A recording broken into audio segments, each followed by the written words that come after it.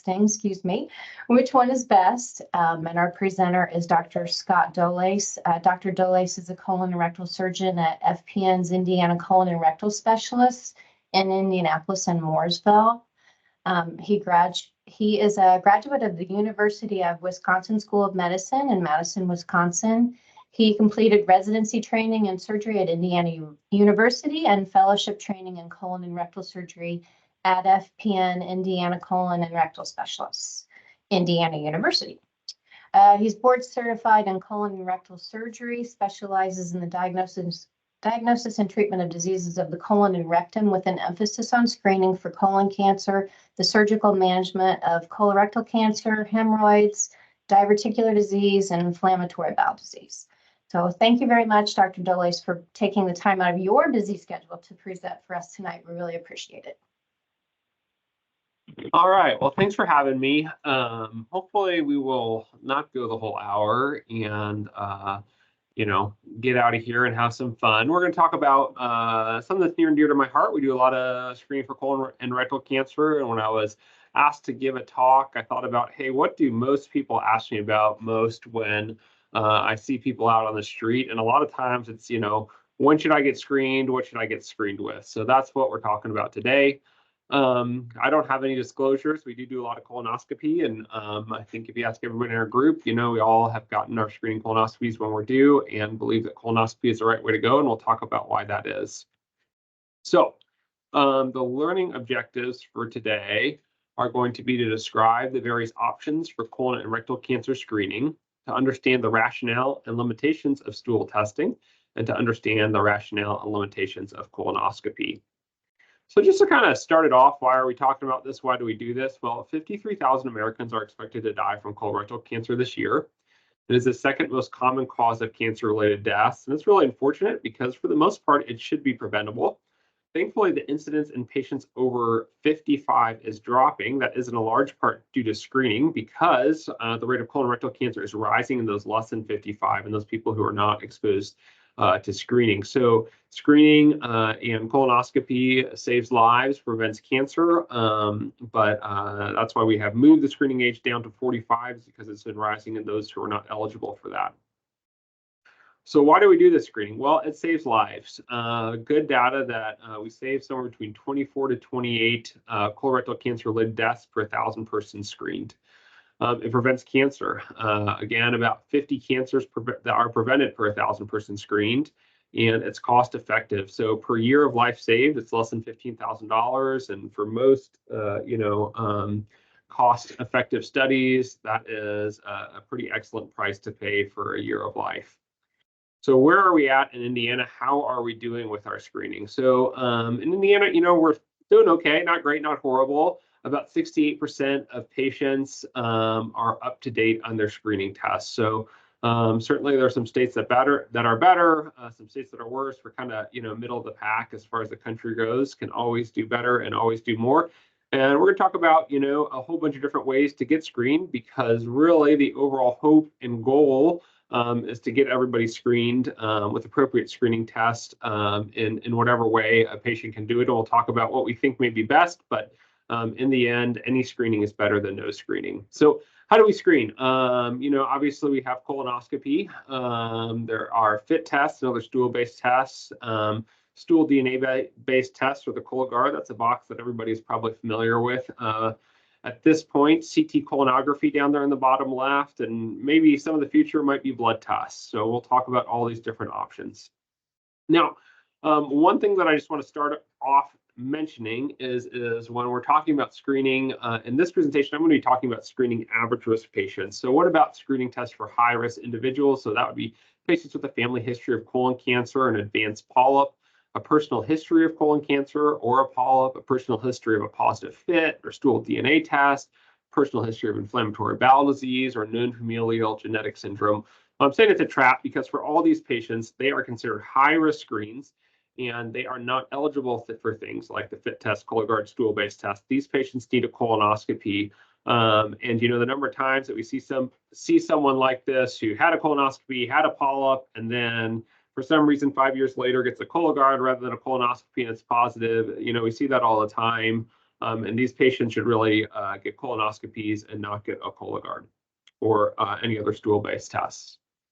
So how often do we do these tests? Just kind of a brief rundown here until we get into the nitty-gritty of each of the tests. So run through some of the tests, but high sensitivity guaiac fecal occult blood test annually, the FIT test annually, stool DNA combined with FIT tests every 1 to 3 years. We'll talk about that a little bit because it is kind of an interesting story. A colonoscopy every 10 years, CT colonography every 5 years, flexible sigmoidoscopy plus FIT. In this testing strategy, you do a flex sig every 10 years and FIT annually. Again, we've moved that screening age, I think everybody knows this, down to 45 at this point for average risk patients. And we're ending somewhere between 75 to 85. And I include this because there was just, several months ago, a kind of interesting study, thought exercise that was released that essentially says, that we probably should screen people if they have over 10 years of life expectancy loss. But there's a lot of 75 to 85-year-olds who are pretty dang fit and healthy and who have that over 10-year life expectancy. So what I tell a lot of my patients is that age is just a number. And certainly we see some, 85-year-olds who look like they're 65 and might be reasonable to screen them. And there are some 65-year-olds who look more like 90-year-olds and may not be reasonable to screen them. So now we kind of get to the heart of the presentation, maybe a little bit, the Royal Rumble between these different screening tests. And really just to kind of start off, we're going to talk about all of them, their advantages or disadvantages, how they work, what they do, and then we'll get into some of the sensitivity and specificity for different things. So to start, just kind of the run-of-the-mill guaiac fecal occult blood test. So how it works is it works by identifying hemoglobin using a peroxidase reaction. Some important things that if you're going to do this for your patients, they need to know. They need to have a restrictive diet. They aren't allowed to have red meat for 3 days. They need to limit their vitamin C. You actually need 3 stool specimens, not just 1.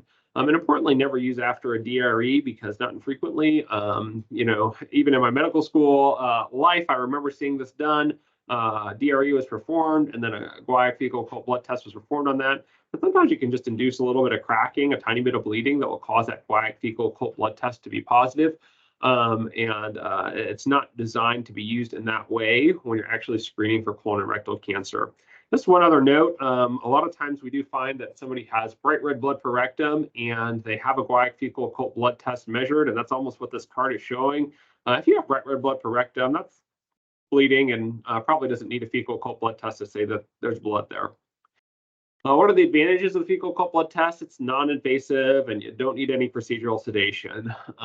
Those are pretty much it. It's not commonly used for these reasons. It requires a restrictive diet. You need 3 samples. You need to do it every year. And it's kind of the worst at detecting colon cancer and polyps. It really has a very low sensitivity for colon cancer and polyps. So let's get to some of the other, better tests. So a FIT test. So how does this test work? It actually directly measures the hemoglobin concentration in the stool, and then we'll give you a yes/no answer based on cutoffs in the test. In this case, the patient provides a small stool sample. It does not have to be the whole bowel movement. That should be tested within 24 hours of retrieval, and they only need to do 1 test for this. So advantages. They don't need to restrict their diet in any way. Again, non-invasive. There's not any procedural sedation associated with this. And interestingly, in one study, it was found to have the highest participation rate. This was in a trial comparing FIT to fecal occult blood test to sigmoidoscopy. And you can imagine for fecal occult blood test, you have to follow this restrictive diet. You have to collect 3 samples. Patients may not do that. Sigmoidoscopy, you aren't going to get sedated. You got to do some enemas. So in that trial, FIT test had the highest participation rate. And it's much more sensitive than guaiac fecal occult blood test and more specific to lower GI sources. Its disadvantages, certainly just, like the fecal occult blood test, but you need a colonoscopy if you have a positive result. It's an annual test. It's not great at picking up adenomas. It's only about 25 to 50% sensitive for advanced adenomas. And it's slightly less sensitive for right-sided lesions. Some of that hemoglobin gets broken down. So if it's a really slow bleeding right-sided colonic lesion, the FIT test may not pick it up. So stool DNA testing, this is colloquially known as the Cologuard test. It combines a FIT test with a test for DNA mutations, particularly the KRAS mutation and methylation biomarkers. You need a full stool sample, so you can't just get a small sample. As in the FIT test, they actually need the full stool. So that's the poop in the box. It should arrive, and that stool sample should arrive 72 hours after collection. It does only require one sample, though, unlike the fecal blood test that requires 3. So some advantages, you don't need a restrictive diet. It's also non-invasive, and you don't need procedural sedation. So this is kind of just the frequency of the testing, and the U.S. Preventive Task Force recommendations is 1 to 3 years. So insurers really cover this every 3 years, but some of the modeling really was based on doing this every 1 year. And just kind of interesting, you do it 3 years, but the recommendations are somewhere between 1 to 3 years based on some of the test properties. So in contrast, the reason it can be 3 years and not every 1 year is in comparison to the FIT test, it has a better sensitivity for colorectal cancer. So it's 92% sensitive for colorectal cancer versus 74% for the FIT test, but it has a worse specificity. And so what that means is that when we scope people with Cologuards, we're expecting there to be a lot of false positive Cologuards when we don't find anything at all. That is not the case with FIT. Then I also just included this because it makes me laugh whenever I see the Cologuard results in somebody's chart, because they will tout that it has a 99.9% negative predictive value for cancer and a 95% negative predictive value for advanced adenoma. Well, when we do routine screening colonoscopy, we only expect to find cancer in somewhere between 0.5 to 0.8% of patients. So no test would have a negative predictive value for cancer of about 99.5%. And so it always just makes me laugh when I see that, mostly just because the prevalence is so low that you'd expect that negative predictive value to be really high, regardless of whether the test was a good test or not. But they do tout that when you get the result back to make you feel really good. Disadvantages of stool-based testing, stool DNA-based testing. So I think really the biggest thing is the cost. Depending on the payer, the cost can vary between about $120 to $820 per specimen, and this is in contrast to $20 to $30 for FIT. So, you're looking at somewhere, I don't know, 20, 30 times as much as the cost of a FIT. It's still only 42% sensitive for adenomas over 10 millimeters, and we're going to break all this down later. But the moral of the story is that it is great at telling you whether you have a cancer or not, but not great at telling you whether you have a polyp or not. And that higher false positive rate is real because if it doesn't have as good specificity, you are going to be condemning people to getting colonoscopies who were trying to avoid a colonoscopy by undergoing stool-based testing. So all those disadvantages are real. We'll talk about about what that means a little later. So stool RNA testing, just a brief interlude here, as it was just FDA approved, I think in the last 48 hours, in particular, this test called the ColoSense, uses very similar kind of testing and very similar testing algorithms to the stool DNA testing, but in this case, they're testing the stool RNA.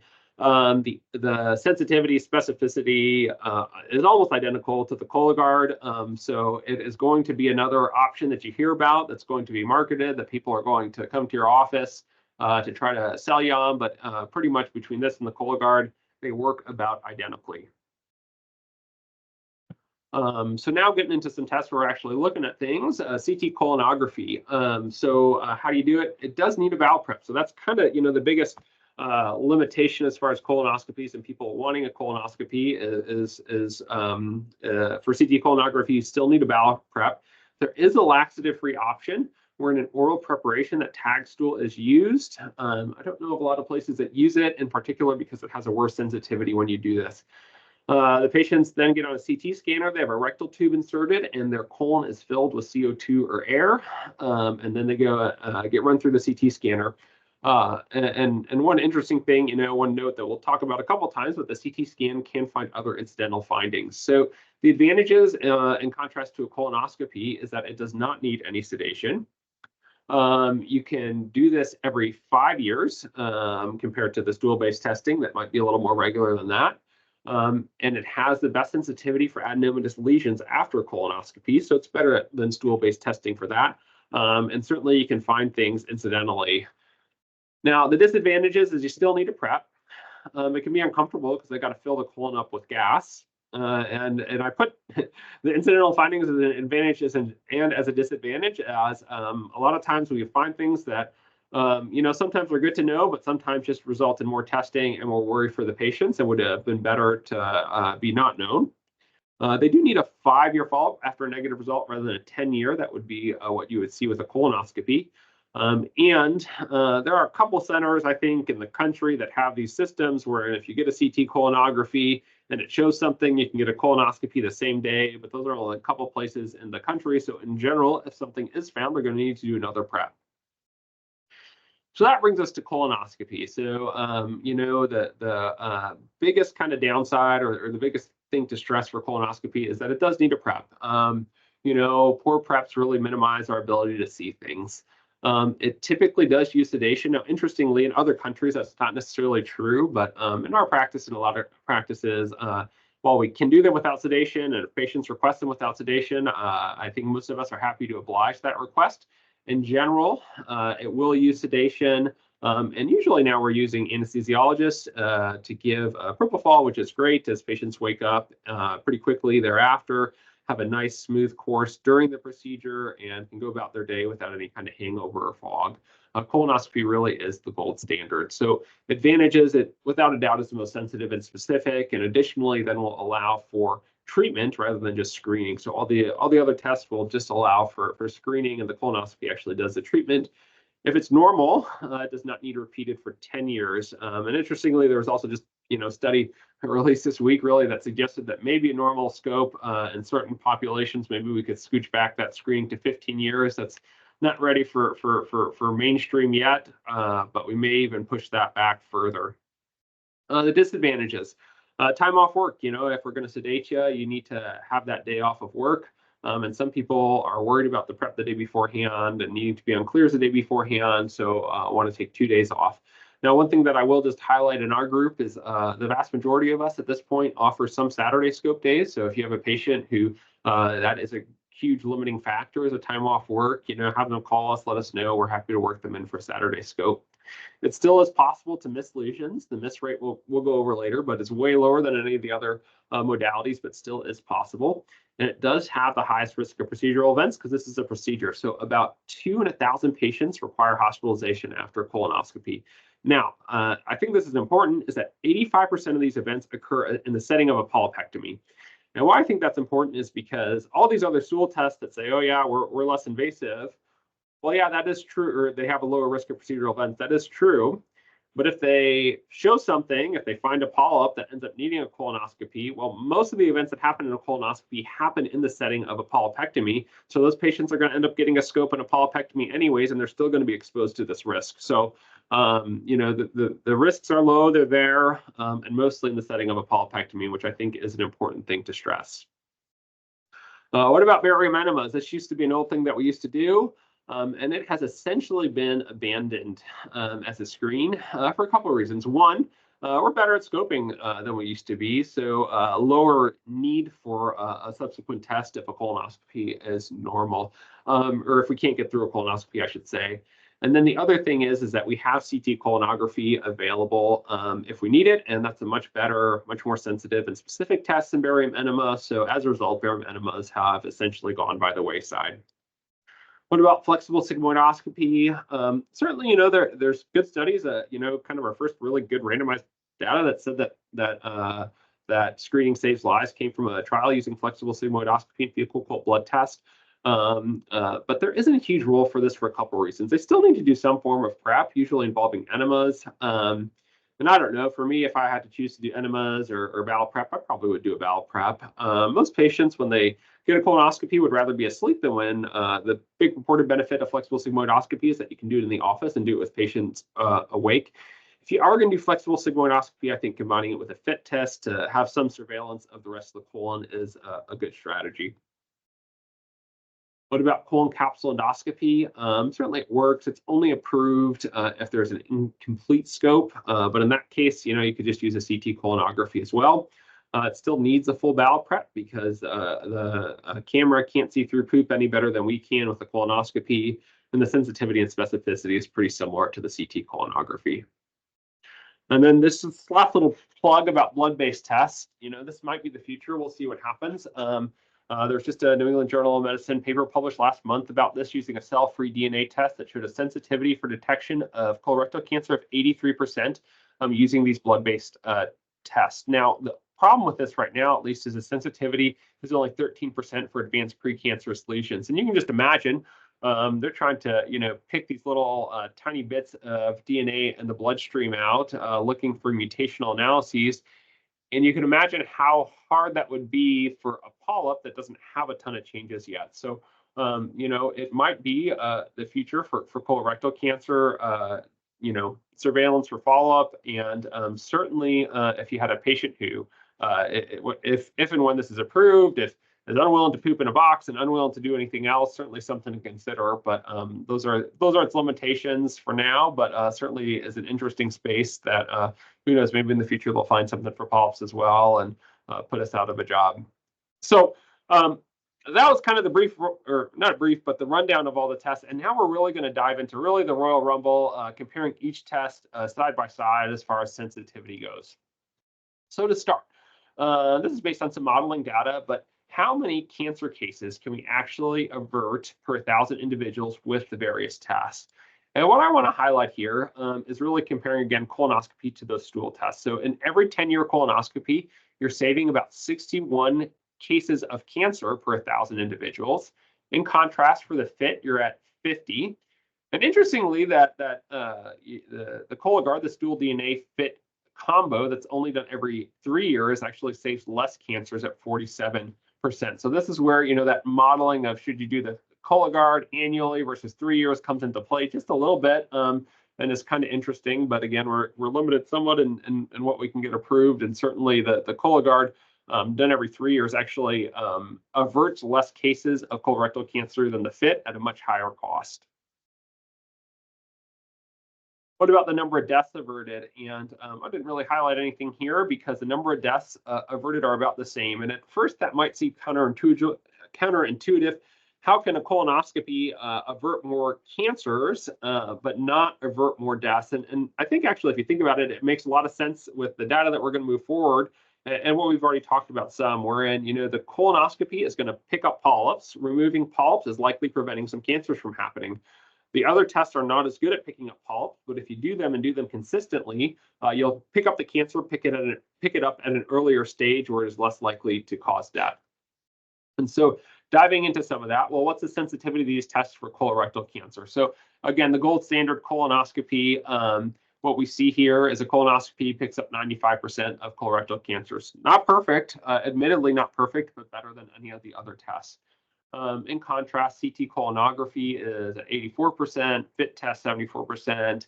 The stool-based DNA testing, FIT test, are quite good, 92% for sensitivity for colorectal cancer. And the fecal occult blood test lower. This says 70%, but there are studies as low as 20%. What about adenomas over 10 millimeters? So these are starting to be the advanced adenomas. Again, colonoscopy picks up almost all of them, 95% of them. CT colonography, equally good. The other tests kind of suck, even for big adenomas. So FIT, only 25% of these. Stool-based DNA testing, 40% of these. Fecal occult blood test, 24% or so. So, once we start talking about polyps, all the other tests are nowhere near as good as colonoscopy. Adenomas 6 to 9 millimeters. Again, colonoscopy picks up the vast majority of them, and all the other tests fall off dramatically. And then finally, polyps less than or equal to 5 millimeters. Colonoscopy, again, will pick up 75% of them, the majority of them, whereas the other tests pick up, almost none of them. And you have to wonder, for example, with the stool-based DNA testing, if some of these are just, borderline false positives, that small polyp didn't cause the stool DNA-based testing to be positive. It was just a false positive for that reason. And that's really kind of, where we get to, and where I'm just stressing that, I think colonoscopy is preventing cancers by finding adenomas and removing them. The other test, if they do them consistently, will certainly prevent cancer or prevent cancer-related deaths, but are much less likely to actually prevent the cancer from happening. So, hopefully we kept this somewhat short and sweet, but the overall take-home points are that screening tests save lives, okay? All these tests save about equivalent number of lives. So getting a patient to do screening tests, super important, and will save lives. But if we want to prevent cancer, colonoscopy is the clear winner. It prevents on average about 10 cancers per 1,000 individuals more than any of the stool-based screening tests. So, we're talking about 1% of patients screened. We're preventing cancers that the other stool tests just are not able to do. So really the overall thing is just make your bottom your top priority, get checked for colon cancer.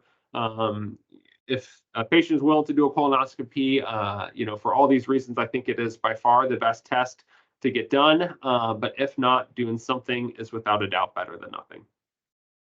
That's what I got. I hopefully kept it somewhat short and sweet. I'm happy to take any questions.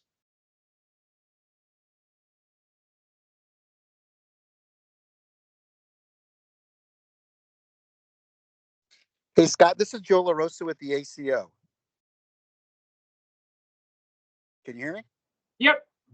Okay, great presentation. Loved every minute of it. We're very blessed in Central Indiana because we have your group and we have the GI group for colonoscopies. And I agree with you, it is the gold standard. But the ACO, we have a lot of rural places that don't even have like one GI person in the whole county. So in a nutshell, of all the options that you said, what am I going to recommend to those doctors? What's the second best choice? Yeah. I'll put you on the spot. You gave us a lot of stuff, but I want to know what's your second best choice if I don't have a GI doctor or a colorectal surgeon in some of those rural places. Yeah, I think doing a fit annually is the second best choice, actually, ahead of a Cologuard, Colosense, and that's because if you look, doing a fit annually is actually, it's probably within the realm of statistical significance, but theoretically might avert even more cases of colorectal cancer than every 3-year Cologuard. And it's, doing a fit annually might cost $60. Doing a Cologuard every 3 years costs about, $600. It's about 10 times as expensive.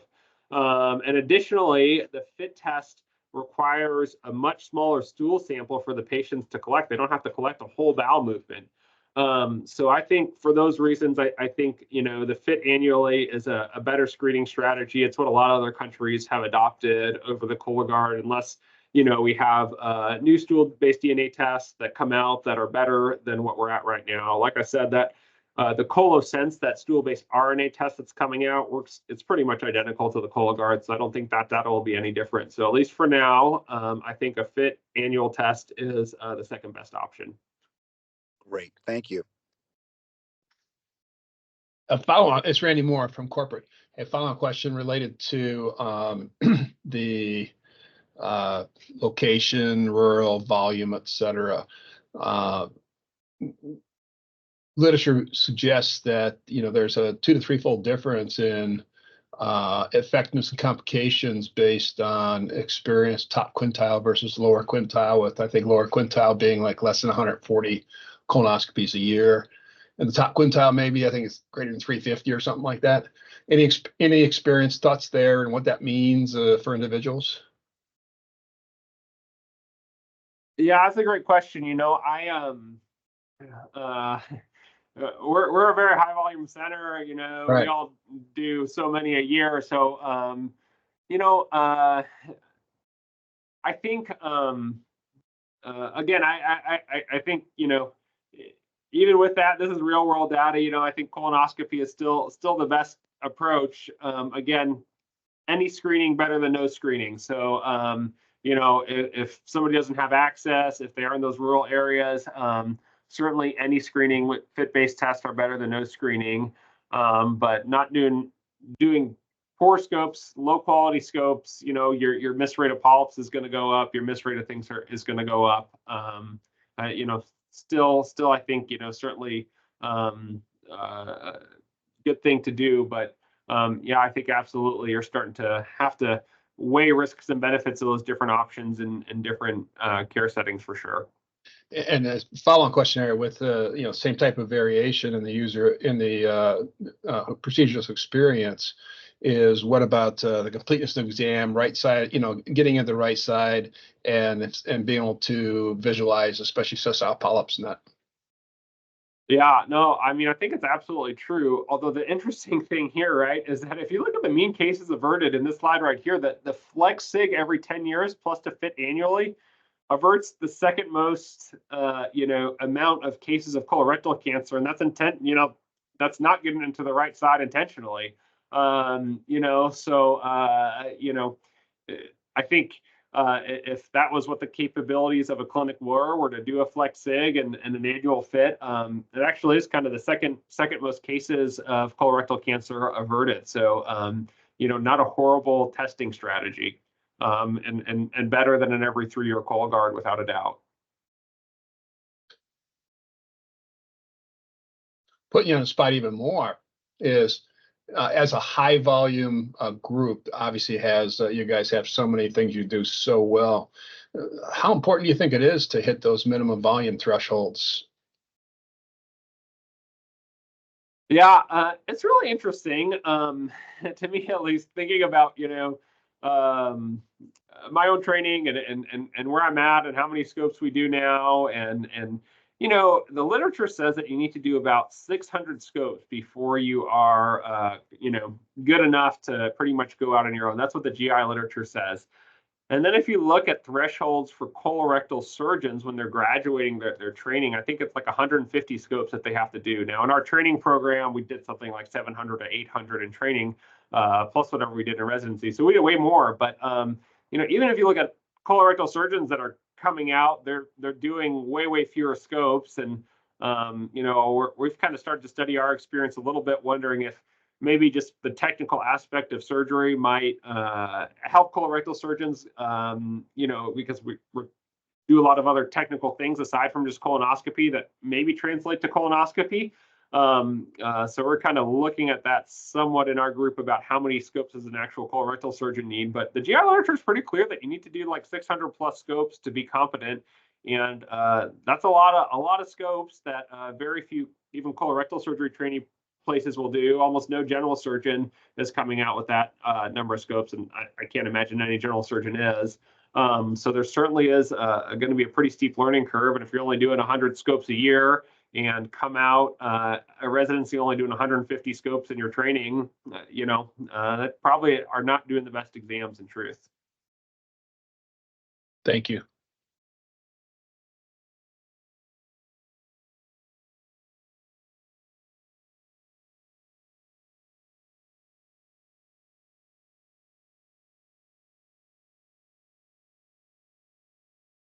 Anybody else have any more questions? There's nothing in the chat box.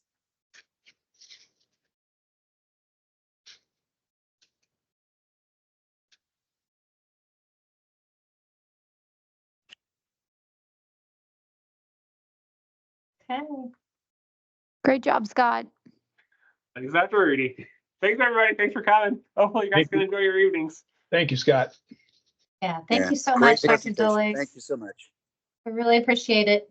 I'll send you evaluation results. Please remember to take the evaluation and claim your CME credit. Thanks, everybody. Have a nice night. And thanks again, Dr. Dolejs.